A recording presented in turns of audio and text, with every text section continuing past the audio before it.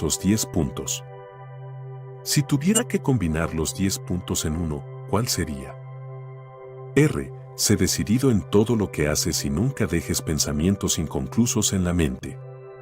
Adopta el hábito de tomar decisiones definitivas en todos los asuntos. P. Se puede romper con el hábito de la indecisión o se hace permanente una vez que se ha creado. R. El hábito se puede romper si la víctima posee suficiente fuerza de voluntad, suponiendo que se haga a tiempo. Existe un punto más allá del cual no puede romperse el hábito. Al rebasar ese punto, la víctima es mía. Se parece a una mosca que ha sido atrapada en una telaraña. Podría luchar, pero no puede salir. Cada movimiento que hace, lo enreda aún más. La red en la que enredo de manera permanente a mis víctimas es una ley de la naturaleza que aún no ha sido aislada ni comprendida por los hombres de ciencia. Capítulo 6. P. ¿Cuál es esta misteriosa ley a través de la cual toma el control permanente del cuerpo de las personas incluso antes de apropiarse de sus almas? Todo el mundo querrá saber más acerca de esta ley y sobre cómo funciona. R. Será difícil describir la ley de modo que puedas comprenderla, pero puedes llamarla compás hipnótico. Es la misma ley a través de la cual se puede hipnotizar a las personas. P. Así que posee usted el poder para utilizar las leyes de la naturaleza como una red en la que mantiene a sus víctimas en eterno control. ¿Eso es lo que afirma? R. No es solo mi afirmación. Es la verdad. Me apropio de sus mentes y cuerpos incluso antes de que mueran, siempre que pueda asustarlos o atraerlos hacia el compás hipnótico. P. ¿Qué es el compás hipnótico? ¿Cómo lo utiliza para ganar la permanente supremacía sobre los seres humanos? R. Tendré que retroceder en el tiempo y el espacio y darte una breve descripción de cómo la naturaleza utiliza el compás hipnótico. De lo contrario, no podrás entender mi descripción sobre cómo utilizo esta ley universal para controlar a los seres humanos. P. Adelante, pero mantenga su relato limitado a sencillas ilustraciones que surgen desde el rango de mi propia experiencia y conocimiento de las leyes naturales. R. Muy bien, haré mi mayor esfuerzo. Tú, por supuesto, sabes que la naturaleza mantiene un perfecto equilibrio entre todos los elementos y toda la energía en el universo. Puedes ver que las estrellas y los planetas se mueven con perfecta precisión, cada uno conservando su propio lugar en el tiempo y el espacio. Puedes ver que las estaciones del año van y vienen con perfecta regularidad. Puedes ver que un roble crece a partir de una bellota y que un pino crece a partir de la semilla de sus ancestros. Una bellota nunca produce un pino y la semilla de un pino nunca produce un roble. Estas son cosas simples que cualquiera puede entender. Lo que no podemos ver es la ley universal a través de la cual la naturaleza mantiene un perfecto equilibrio a lo largo de una mirada de universos. Tú, criatura atada a la tierra, tuvieron una momentánea visión de esta gran ley universal cuando Newton descubrió que ésta mantiene a tu tierra en su posición y provoca que todos los objetos materiales sean atraídos hacia el centro de la tierra. Él la llamó la ley de la gravedad. Sin embargo, no fue más allá en su estudio de la ley. Si lo hubiera hecho, hubiera descubierto que la misma ley que mantiene a tu tierra en posición y que ayuda a que la naturaleza mantenga un perfecto equilibrio sobre las 4 dimensiones en las que se encuentran contenidas la materia y la energía, es la red con la que atrapo y controlo las mentes de los seres humanos. P. Cuénteme más sobre esta sorprendente ley del compás hipnótico. R. Como ya lo he afirmado, existe una forma universal de energía con la que la naturaleza mantiene un perfecto equilibrio entre toda materia y energía. Esta hace un uso especializado de su material universal de construcción dividiéndolo en diferentes longitudes de onda. El proceso de desintegración se lleva a cabo a través del hábito. Comprenderás mejor lo que estoy tratando de transmitir si lo comparo con el método mediante el cual aprendemos a tocar música. Al principio las notas se memorizan en la mente. Después se relacionan entre sí a través de la melodía y el ritmo. Por repetición, la melodía y el ritmo se fijan en la mente. Observa cómo el músico debe repetir sin descanso una melodía antes de dominarla. A través de la repetición, las notas musicales se mezclan y entonces tienes la música. Cualquier pensamiento que la mente repite una y otra vez a través del hábito crea un ritmo sistemático. Los hábitos indeseables pueden romperse. Estos deben romperse antes de adoptar las cadencias del ritmo. ¿Me sigues? P. Sí. R. Bien, para proseguir, el ritmo es la última etapa del hábito. Cualquier pensamiento o movimiento físico que se repite una y otra vez a través del principio del hábito, alcanza finalmente la cadencia del ritmo. Entonces el hábito no se puede romper porque la naturaleza se apropia de él y lo hace permanente. Es como un remolino en el agua. Un objeto puede flotar indefinidamente hasta que es atrapado por un remolino. Entonces es obligado a dar vueltas y vueltas, pero no puede escapar. La energía con la que las personas piensan se puede comparar con el agua de un río. P. Así que esta es la manera en la que usted toma el control de las mentes de las personas, ¿cierto? R. Sí. Todo lo que tengo que hacer para ganar el control sobre cualquier mente es inducir a su dueño a la indecisión. P. Debo entender que el hábito de la indecisión es el mayor peligro a través del cual las personas pierden la prerrogativa o el privilegio de pensar por sí mismos y forjar sus propios destinos terrenales. R. Eso y mucho más. La indecisión es también el hábito a través del cual me apropio de sus almas después de renunciar a sus cuerpos físicos. P. Entonces la única manera en la que un ser humano puede ser salvado de la aniquilación eterna es manteniendo el control sobre su propia mente mientras él está sobre esta tierra. ¿Es verdad? R. Has definido la verdad perfectamente. Aquellos que controlan y utilizan su propia mente escapan de mi red. Atrapo a los demás de manera tan natural como el sol que se pone en occidente. Aquellos que controlan y utilizan su propia mente escapan de mi red. P. ¿Es todo lo que hay sobre el asunto de ser salvado de la aniquilación eterna? ¿No tiene que ver con salvar a las personas aquello a lo que usted llama su oposición? R. Puedo ver que piensas con mucha profundidad. Mi oposición, el poder que ustedes, criaturas atadas a la tierra, tiene todo que ver con salvar a las personas de la aniquilación eterna y, por esa razón, es mi oposición quien otorga al ser humano el privilegio de utilizar su propia mente.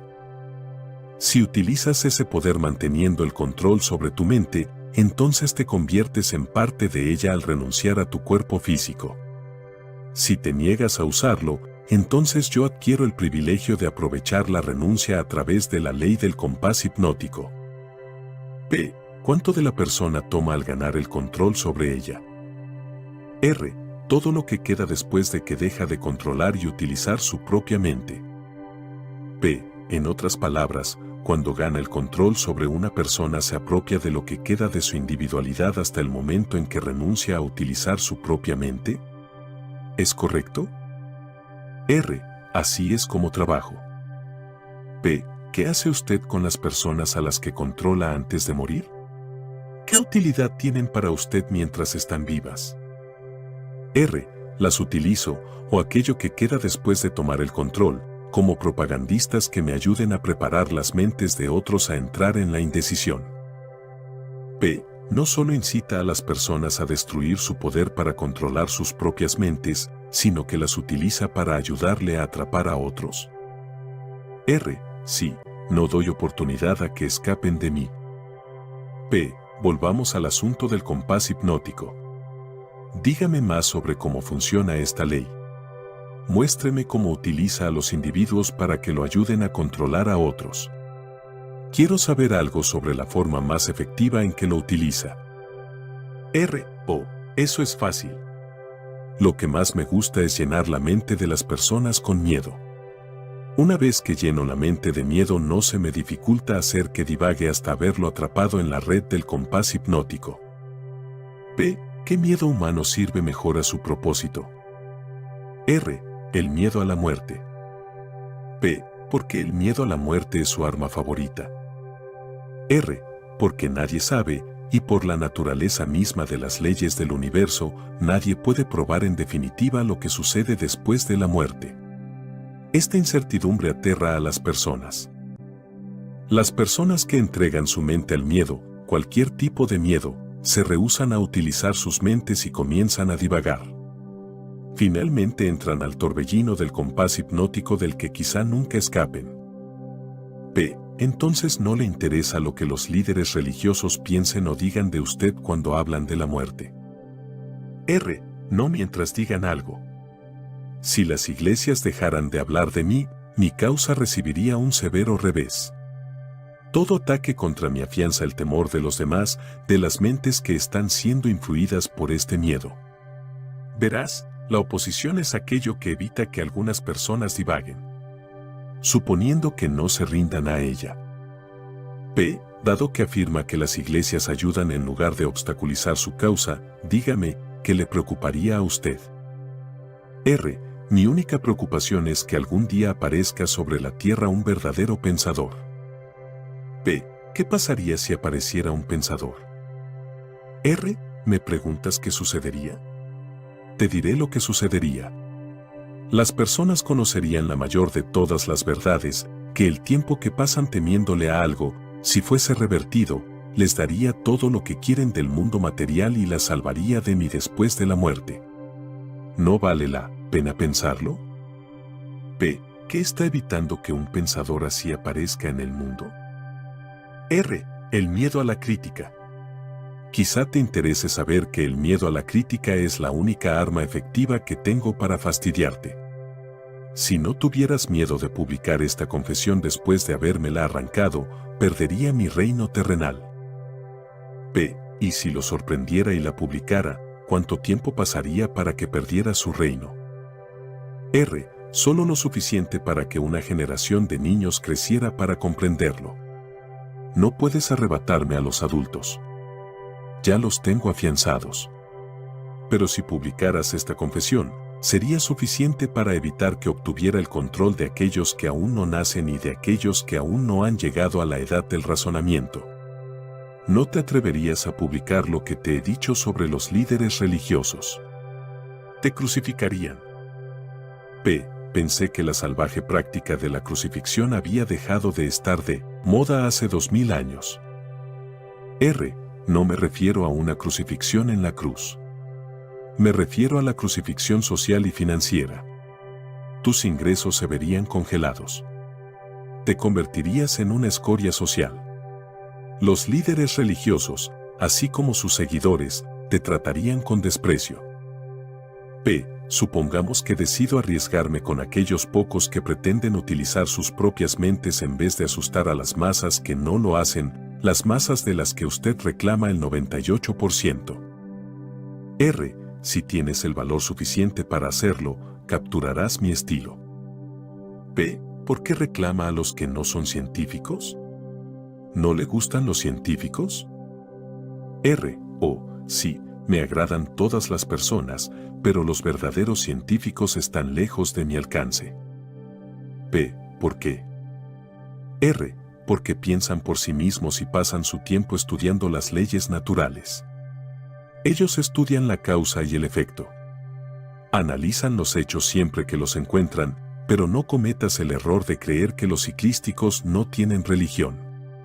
Ellos tienen una religión muy definida. P. ¿Cuál es su religión? R. La religión de la verdad. La religión de la ley natural. Si el mundo crea alguna vez a un pensador fidedigno con la capacidad de penetrar el secreto bien oculto sobre la vida y la muerte, puedes estar seguro de que la ciencia será responsable de la catástrofe. P. ¿Catástrofe para quién? R. Para mí, por supuesto. P. Volvamos al tema del compás hipnótico. Quiero saber más sobre él.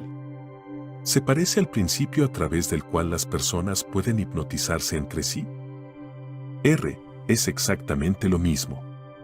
Ya te lo he dicho. ¿Por qué repites las preguntas? P. Esa es una vieja costumbre terrenal que tengo, Su Majestad. Para su conocimiento, le diré que lo estoy obligando a repetir muchas de sus afirmaciones para enfatizar. También estoy tratando de ver si lo atrapo en una mentira. No evada el asunto. Vuelva al compás hipnótico y dígame todo lo que sabe sobre él. ¿Soy una víctima de este? R. No ahora, pero apenas si te salvaste de caer en mi red. Caminaste hacia el remolino del compás hipnótico hasta que descubriste cómo obligarme a hacer esta confesión. Entonces perdí el control sobre ti. P. Qué interesante. ¿No está usted tratando de recapturarme a través de la adulación, o sí? R. Ese sería el mejor soborno que podría ofrecerte. Es el soborno que utilicé en ti de manera efectiva antes de lograr aventajarme. P. ¿Con qué me adulaste? R. Con muchas cosas, entre ellas el sexo y el deseo por expresarte. P. ¿Qué efecto tuvieron tus sobornos en mí? R. Provocaron que descuidaras tu principal propósito en la vida y te iniciaron en la indecisión. P. Eso es todo lo que me hizo a través de